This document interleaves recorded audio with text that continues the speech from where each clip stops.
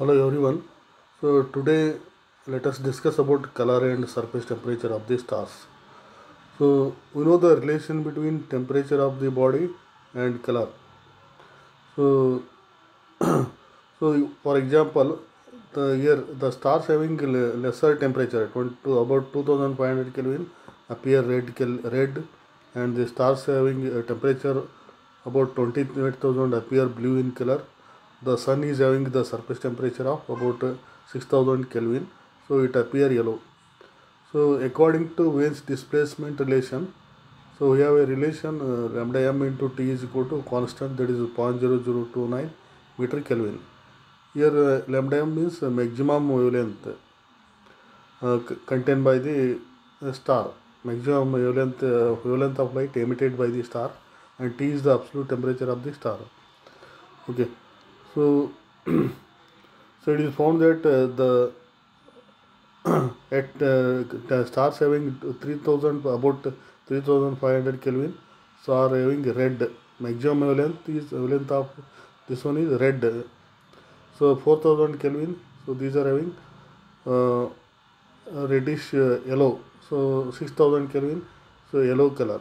So similarly about 50,000 Kelvin, so dark blue. So the here what happens?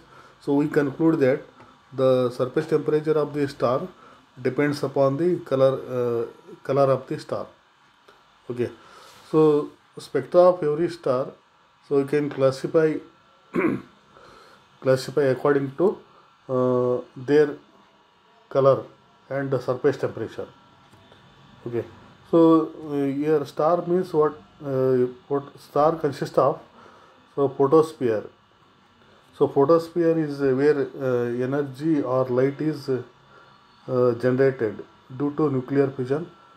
So from the photosphere, every star emits the light, and every star so is surrounded by a reversing layer.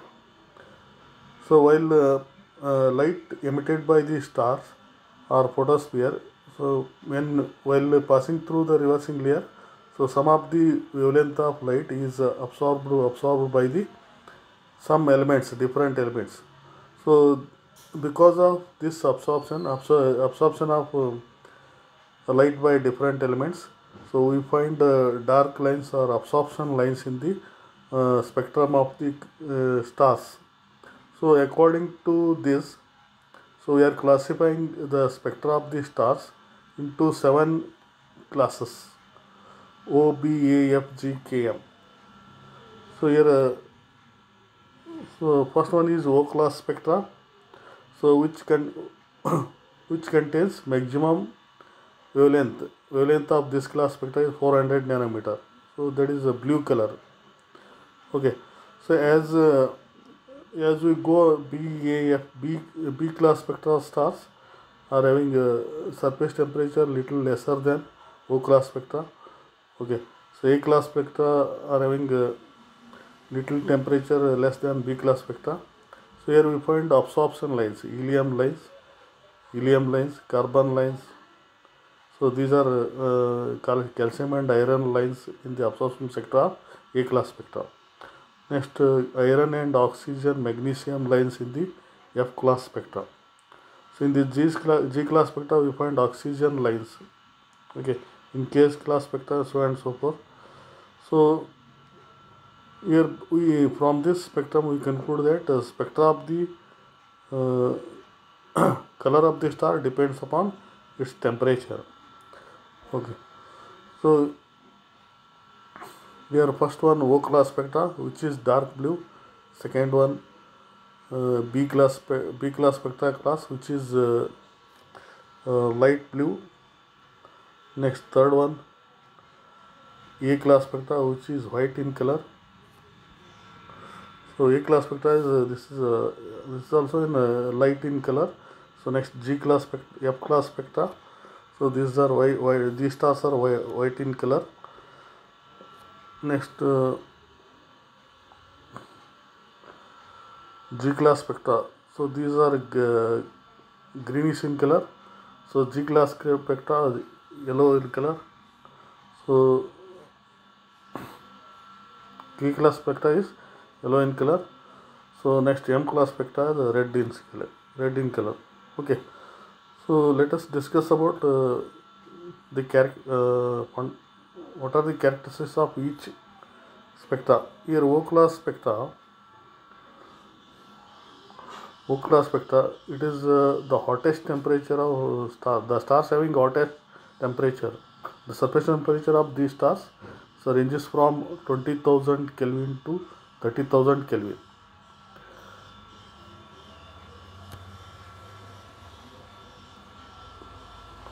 So these stars are bluish in color, and they reveal their spectra reveal that ionized helium, hydrogen, calcium in their reversing layer. So the spectrum of these O class spectra consists of hydrogen, calcium, and helium absorption lines in their spectra. So class B spectra, the surface temperature of these stars so ranges from 15,000 Kelvin to 23,000 Kelvin. They are bluish in color. So the dark lines present in the spectrum of these stars is due to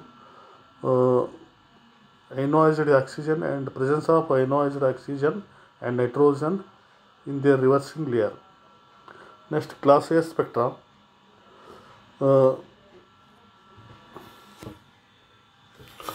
Class A spectra. So the surface temperature of these stars is about 9,500 Kelvin to 11,000 Kelvin. So these are light blue in color. The spectra of these stars show the presence of hydrogen lines. So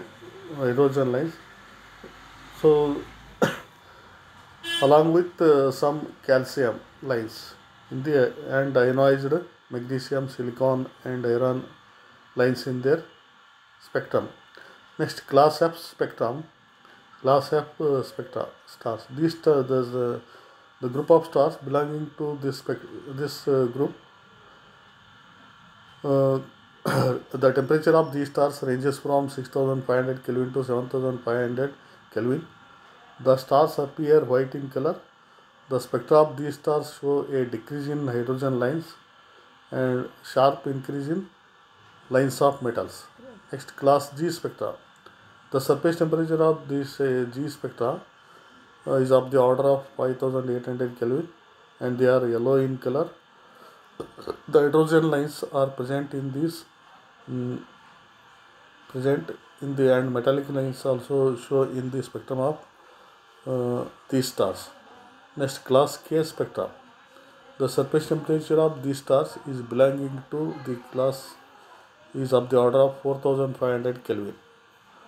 So the bands in these the bands following the spectrum of these stars is due to presence of hydrocarbons in the reversing layer. Next, sixth one, that is the seventh one, that is class M spectra. The surface temperature of these stars is about 3,500 Kelvin. Such stars appear red in color. So wavelength of these stars is more compared to wavelength of the OBAF and FGK colors. So these spectra show absorption lines because of presence of titanium oxide in their reversing layer. So in all these 7 class group of stars, our sun belongs to G class spectra. So which is having wavelength of about 5,500 Armstrong degree or 550 nanometer. So next, Hertzsprung, that is about color and surface temperature of the stars. So from the we conclude that the color of the different stars depends upon the depends on different color of the surface temperature. It depends upon the temperature of the stars. So Hertzsprung-Russell diagram. Next, Hertzsprung-Russell diagram in bracket, or it is also called HR diagram. So in 1905, so Danish astronomer Einar Hertz and American astronomer Henry Norris Russell, so independently they plotted a absolute graph, so indicating with along y-axis absolute magnitude of the or absolute magnitude of the stars or luminosity of the stars, and along x-axis absolute temperature of the stars. So the resulting graph so is known as HR diagram. So HR diagram is so useful to study the evolution of the stars. So evolution of the star means it is life of the stars. How the star is that is the birth of the star, and how the star is life of the star ends, or the star becomes the star uh, ends its life by death. Okay. From the graph, it is found that so 90% of the stars lying along the diagonal. Here HR diagram is shown here. So this one HR diagram. So luminosity along y-axis with the surface temperature along x-axis. So here we find that 90% of the stars lying in the diagonal starting from upper left corner to the lower right corner. So these 90% of the stars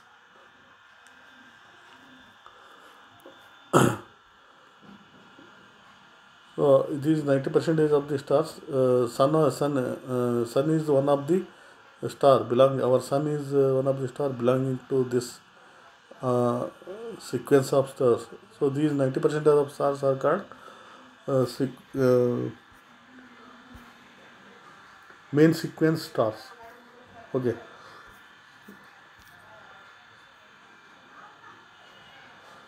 So next there is presence of another 10% of stars are called as supergiants. Next red giants, white dwarfs. Okay. So in the main sequence stars, so main sequence stars, the stars lying in these main sequence stars are Sun, Sirius, Procyon, etc. belong to this tree. The Sun occupies almost middle position of the main sequence star. Uh, the stars lying in the main sequence stars are normal stars. Okay. The next. So in addition to main sequence stars, so there is another group of stars. So so which do not follow main mass luminosity relation. As soon as in graph, there are three types. As I told, supergiants, giants, subgiants. These will not follow the main mass luminosity relation. So they are lying in the upper right of the diagram. These stars must be very big, and because they are luminous, so even though they are cold, so that their luminosity is very large compared to the main sequence stars, although the surface temperature is small. Okay. So HR diagram mainly we are using it for tracing of the evolution of the stars. So we can find the stage of each and every star. Okay. So evolution of the star. So we can find a stage of the every star here. So so that we will study in the next topic, that is evolution of the stars.